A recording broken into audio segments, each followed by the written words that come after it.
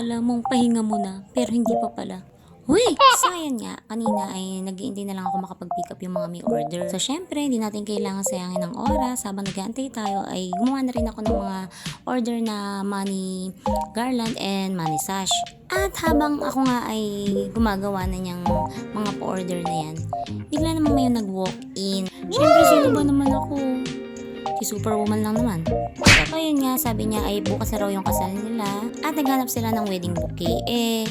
Yung namang wedding bouquet ko, ginawa ko na siyang parang pang-undas. Ay, so wala pong magagawa ang ating lingkod, kundi ay gumawa po ng panbagong wedding bouquet. So after nga sanang makapag-pick up ng mga customer, ay meron pa kaming attend na binyagan. Syempre, ninong na naman po ang ninong Jimmy nyo. Uy! Wow! Suki yan. Anyway, so ayun nga, habang ako'y gumagawa ng mga money sash, ay sinitan ko na rin gumawa ng mga money bouquet. Ang dami ko nang mga bouquet dito sa shop, pero hindi ko siya ma-display kasi kulang pa siya ng parang fishnet ba yun? Basta alam na kuyang Shopee yun. Sa dami ba naman ng dumadating ng order ko, alam pa inaasahan ko ay ayaw dumating. So ayun nga, sabi ng client is pwede daw bang makuha mamayang 4 PM. So ako naman, tinigil ko muna po itong mga pinagagagawa ko na to and ginawa ko na po siya. So before that, nag-deliver po muna kami ng christening cake sa Mallorca Elementary School dahil dun po ang venue ng ating client. Piyesang-piyesa na talaga. Huy! Nangangamoy leche plan at menudo.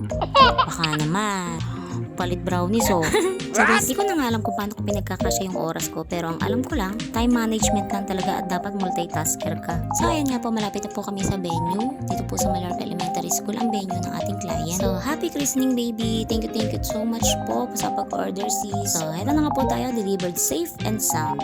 Saan kayo? Masal-masal na yung kabubuhat ng cake. And then after nga po na na-deliver namin yan, ay pauwi na po kami sa aming bahay.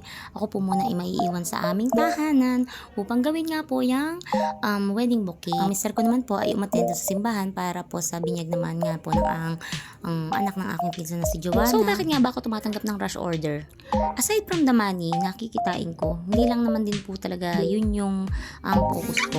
Isang dahilan din po ba't ako tumatanggap ng rush order is, ikaw yung nilapitan alam niyo yun, kailangan nila yung item na yun, or yung cake na yun, or yung bouquet na yun. Ikaw yung inaasahan nila na makakagawa nun. So, sino ba naman ako para hindi yun tanggapin? Aside from that, isang achievement din po na magawa yung ganitong mga order. Yun, ang Exciting Cakes Bake lang ay hindi lang po sa birthday nagiging kasama ni minsan nga po habang magawa ko ng cake. Isipin nyo, christening pa lang kasama nyo na kami. Magbe-birthday, sa monthly cake, graduation day, hanggang sa kasal ninyo na sa paggawa ng wedding cake kasama nyo. So, diba nakaka-proud? So, anyway, itong bouquet na to is rush. Dapat nga may additional pa ako dahil rush siya. Pero, tumawad si client. Hindi naman ako makahindi kasi hindi naman po iba sa akin tong si client. So, ayun nga po, ang aking puso ay nahabag. Diniscountan ko na din po. Kahit medyo ngarag ngayong araw, worth it naman po. At tuloy po ang kanilang kasal at part po kami ng kasal na yon. So, ayun nga, thank God. At yung kamay ko ay may agimat yatan talaga. So, ayun nga, after kong